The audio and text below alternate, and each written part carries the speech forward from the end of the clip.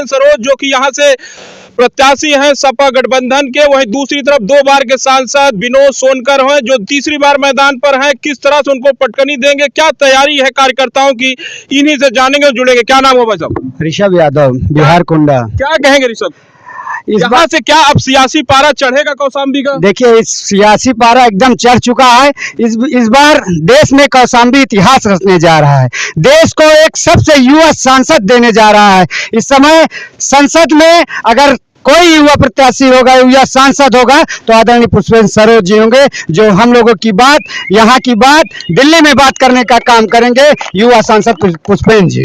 ऋषभ, एक सवाल रहेगा कि 2019 के चुनाव में पुष्पेंद्र के पिताजी सीट से लड़ चुके हैं और तब सपा और बसपा दोनों गठबंधन था। क्या कांग्रेस और सपा के गठबंधन को सपा बसपा के गठबंधन से बड़ा मान रहे हैं आप? बिल्कुल। देखिए, सपा बसपा गठबंधन ये उत्तर प्रदेश का गठबंधन था, लेकिन इस बार गठबंधन जो है इंडिया स्तर पे गठबंधन हुआ है, इसीलिए इंडिया गठबंधन नाम दिया गया है। इसी बार पूरे देश में इंडिया गठबंधन की लहर है। निश्चित तौर पर इंडिया गठबंधन की सरकार बनने जा रही है और आपको आटा डाटा मुक्त देने जा रही है हमारी सरकार। और राहुल गांधी जी, आदरणीय राहुल गांधी जी, आदरणीय अखिलेश यादव जी ने यह ऐलान कर दिया है कि यदि 4 जून को हमारी सरकार बनती है तो 1 जुलाई को हर गरीब महिलाओं के खाते में 8,500 पहली ही तारीख को क्रेडिट हो जाएगा। तो एक और भी जो सवाल रहता है एसपी का, जो एमओआई समीकरण पर चलती है पार्टी, क्या एमओआई समीकरण को छोड़कर अब A to Z की पार्टी बन रही है? देखिए, समाजवादी पार्टी हमेशा सर्व समाज को लेकर चली है।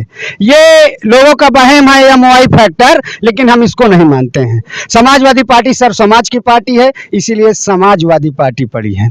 तो इसमें सर्व समाज का सम्मान है। अभी आप देख के आए होंगे कि मंच पे आपको सर्व समाज के नेता मिले होंगे। वही बीजेपी कह रही है कि हमने जो 10 साल में काम किया है गरीबों के लिए, जो प्रधानमंत्री किसान सम्मान निधि हो या उज्ज्वला गैस कनेक्शन हो या गरीब लोगों को राशन देने की बात हो, जो तमाम काम रहे हमारे, जो जमीन पर उतरे हैं, जिससे गरीब जवान किसान हमारे साथ हैं। इस बार हम तीसरी बार न केवल सत्ता में वापसी करेंगे, बल्कि अब की बार नारा दिया है 400 पार।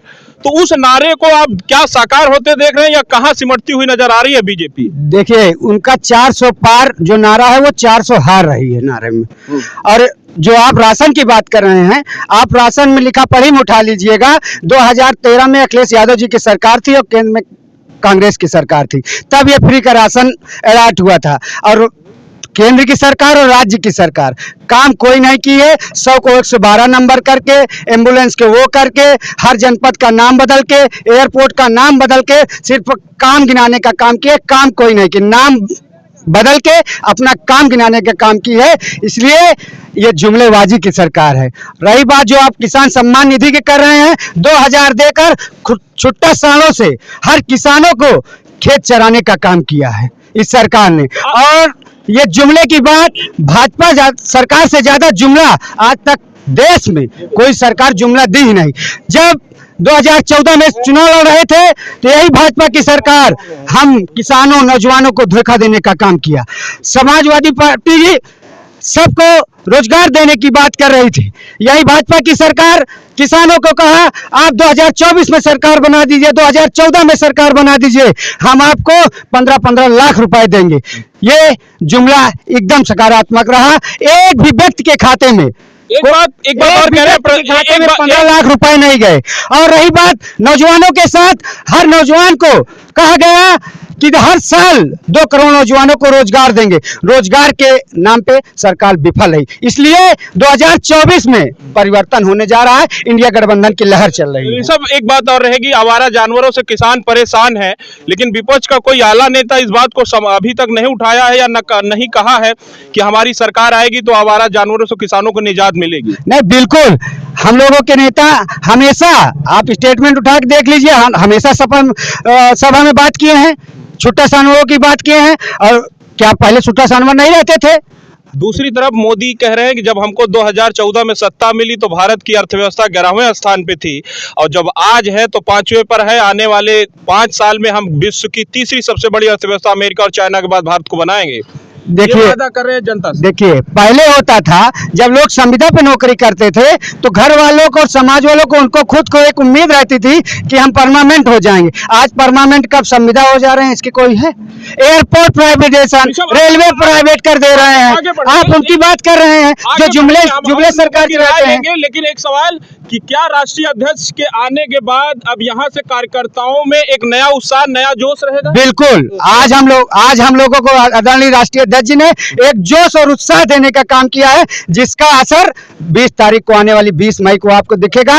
और कौशाम्बी लोकसभा 1 लाख पार वोटों से आप जीतने जा रहे हैं। वर्तमान सांसद कह रहे हैं कि अब की तीसरी बार 3 लाख पार। वर्तमान सांसद पगलाए हुए हैं, बौखलाए हुए हैं। क्या नाम है बताओ? क्या कर रहे हैं? अशोक यादव। क्या कहेंगे अब अध्यक्ष जी के आने के बाद? क्या सियासी बिल्कुल पारा हम ये चढ़ सीट जाएगा? जीत रहे हैं। बिल्कुल जीत रहे हैं आप? बिल्कुल कितने बिल्कुल मतों से जीत रहे बिल्कुल हैं? कम से कम 1 लाख 1 लाख। जी। अब यहाँ के लोगों के बीच जैसे आप जा रहे हैं तो लोगों का, जनता का क्या रिस्पांस नजर आ रहा है? अच्छा आ रहा है, सब लोग समर्थन कर रहे हैं। वही दूसरी तरफ बीजेपी कह रही है कि गांव गरीब, किसान, मजदूर, पीड़ित, शोषित, वंचित तो हमारे साथ हैं। अब 10 साल में उनको सबने देख लिया है और पहचान लिया है कि क्या कर रहे हैं। सब लोग जानवरों से और बेरोजगारी से, शिक्षा से, महंगाई से सब लोग त्रस्त हैं एकदम पूरी तरीका से। परिवर्तन एकदम 100%। दूसरी तरफ बीजेपी एक नारा लगा रही है कि यूपी की 80 सीटें हम जीत रहे हैं।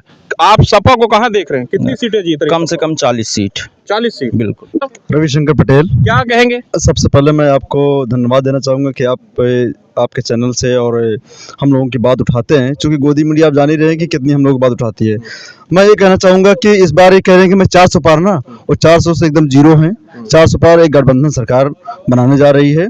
और मैं बता दे रहा हूँ कि आज नवयुवक की बात कर रहे हैं, बहुत पहले बात कर चुके हैं, मगर आज नवयुवक में रोज भी है। हम भी एक नवयुवक हैं जो कि 69,000 शिक्षक भर्ती के आरक्षण पीड़ित। तो आप लोग किस मुद्दे पर इस बार वोट देंगे सपा को? हम सारे मुद्दे बात दे देंगे। ये जुमले की सरकार है, जुमला दे रही है कि मैं इतना रोजगार दूंगा, इतना मैं जो राशन दे रहे हैं आप देख ही रहे हैं कैसे कैसे कह रहे हैं कि पिछले 10 साल में हमारी सरकार में कौशाम्बी लोकसभा सीट पर 6,75,000 से ज्यादा लाभार्थी हैं, किसी न किसी योजना का लाभ जिनको मिला है। अगर मैं भी इसी लोकसभा से आता हूँ, कौशाम्बी लोकसभा से आता हूँ, आज तक माननीय जो है क्या बोलते हैं सोनकर जी, वो अपना क्षेत्र नहीं देखने गए कि क्षेत्र की जनता की हालत क्या है। मैं उन्हीं क्षेत्र रहता हूँ, आज तक मैं उनका चेहरा भी नहीं देखा। और मैं इनसे इलाहाबाद में हम लोग अपने मुद्दों को लेके गए कि सर आप भी इसी समाज से आते हो, ओबीसी इसी समाज से आते हैं, और हमारी मुद्दा देखिए कि आज हमारा आरक्षण खाया जा रहा है, आप लोग क्यों नहीं बोल रहे हैं? ऐसे जितने भी भारतीय जनता पार्टी में जितने ओबीसी इसी समाज के नेता होंगे कि जिससे हम लोग अपने रोजगार मुद्दे के न मिले हों, वो लोग आज तक कभी बात नहीं उठा दे और कहेंगे पीछे। तो आप हमारे चैनल सार्थक न्यूज भारत को देखते रहिए। धन्यवाद।